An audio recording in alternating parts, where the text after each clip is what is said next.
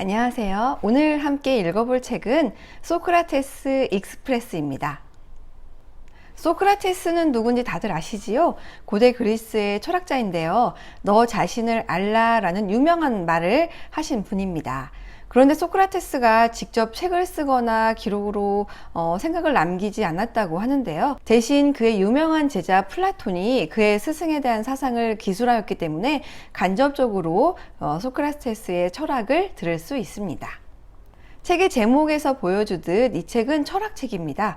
어려운 철학책이 아니라 저처럼 철학의 철자도 모르는 이들에게 조금 쉽고 친근하게 다가갈 수 있도록 해준 안내서 정도라고 해야 할까요? 철학에 대한 배경 지식이 거의 없는 사람이 읽어도 그리 어렵지 않게 읽을 수 있었습니다. 유명한 철학자들의 사상을 철학을 좋아하는 지은이가 자신의 경험과 생각을 보태서 설명해 주고 있거든요. 이런 이유로 철학을 깊이 있게 공부하신 분들에게는 쓸데없는 지은이의 이야기가 좀 불편하게 느껴질 수도 있겠다는 생각을 잠깐 해봤습니다. 제목에서 말해주듯 이 책은 철학자들의 사상을 빠르게 훑어보는 책입니다. 여기에는 총 14명의 철학자가 나오는데요. 워낙 유명한 사람들을 소개했기 때문에 한 번쯤은 다들 들어보셨을 법한 이름입니다. 작가는 미국 공영 라디오 방송에서 해외 통신원으로 활동한 적이 있고, 현재는 전문 작가와 강연 일을 하고 있는 철학적 여행가라고 소개합니다.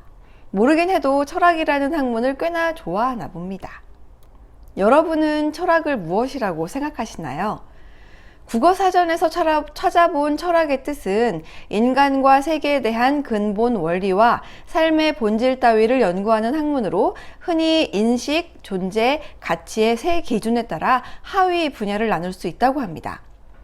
원리, 본질, 인식 등의 단어 자체만으로도 너무 추상적이고 잡히지 않는 단어라 더욱 그 뜻이 잘 이해가 안 되는데요. 어찌됐건 철학은 인문학의 범주에 있는 학문으로 인간 본연의 모습을 탐구하고 우리들 삶의 방향이나 미래를 연구하는 학문이라는 데는 크게 다른 의견은 없을 것 같습니다. 흔히 나는 누구인가에 대한 질문에 답을 찾아보기도 하는데요. 저는 중학교 복도에 나는 누구인가 라고 써있는 글귀를 보면서 나는 누구인가를 생각해 보기보다는 저기 왜 저런 글씨가 써있지? 라는 생각을 했습니다. 그 뒤로도 딱히 내가 누구인지에 대해 진지하게 고민해 본 적은 없는 것 같아요. 여러분들은 이런 철학적인 질문에 대해 고민 많이 해보시나요? 이렇게 고민 없이 생각 없이 사는 저에게 이 책은 짧으나마 고민해 볼 수 있는 시간을 준 책입니다. 저자는 처음부터 지루해하지 않도록 여행 일기처럼 이야기를 시작합니다. 어느 기차역이고 목적지는 어디이고 일행은 누구이며 그 기차에서 처음 만난 옆자리 사람까지 우리가 흔히 기차 여행할 때 겪을 수 있는 일상적인 것들을 풀어내며 슬슬 철학자에 대한 이야기를 시작합니다. 책은 14명의 철학자들을 3개의 테마로 묶어 설명합니다. 새벽, 정오, 황혼 순이지요. 첫 시작은 마르쿠스 아우렐리우스입니다. 로마 제국의 5현제 가운데 마지막 황제라는데요. 이 5현제는 로마 제국의 전성시대에 잇따라 군림한 5명의 명군이랍니다. 이후 로마는 쇠퇴했다고 하고요. 아우렐리우스는 후에 스토아 학파의 철학자로 명상록을 남겼다고 하지요. 이 책은 철학자로서의 마르쿠스 아우렐리우스를 소개하는데요. 이 로마 황제도 아침에 눈을 떴을 때 5분만 더를 외치는 사람이었다고 합니다. 하지만 침대 밖으로 나오지요. 이것은 누가 시켜서도 아니고 그저 일어나야 되니까도 아닌 사명으로 일어났다고 설명합니다. 내가 굳이 일어나야 할 이유는 많겠지만 내가 납득할 만한 이유, 내 스스로에게 던진 질문에 가장 적합한 이유를 찾은 것이지요. 이런 식으로 저자가 해당 철학자와 관련 있는 장소를 여행하면서 그 철학자의 자취를 따라다니며 왜 그런 질문을 스스로에게 했을까를 고민하고 그 철학자의 생각에 동의하기도 또 의문을 가지기도 합니다.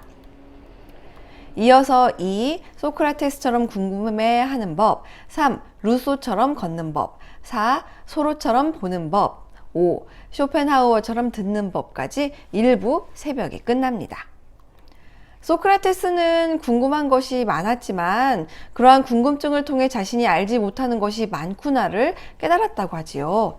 순수한 마음으로 궁금해해야 하는데 우리는 일단 들어봤으면 안다고 인식하는 것 같습니다.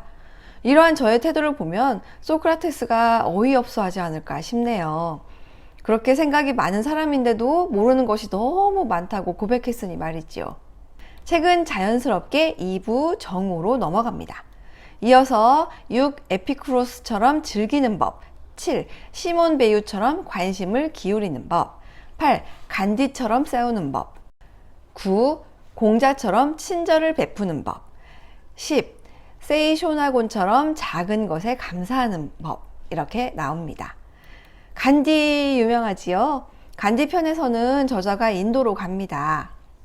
거기에 작가가 우연한 기회에 후원하게 된 인도 소년이 성인이 되어 지금 작가의 인도 여행의 가이드가 돼줍니다.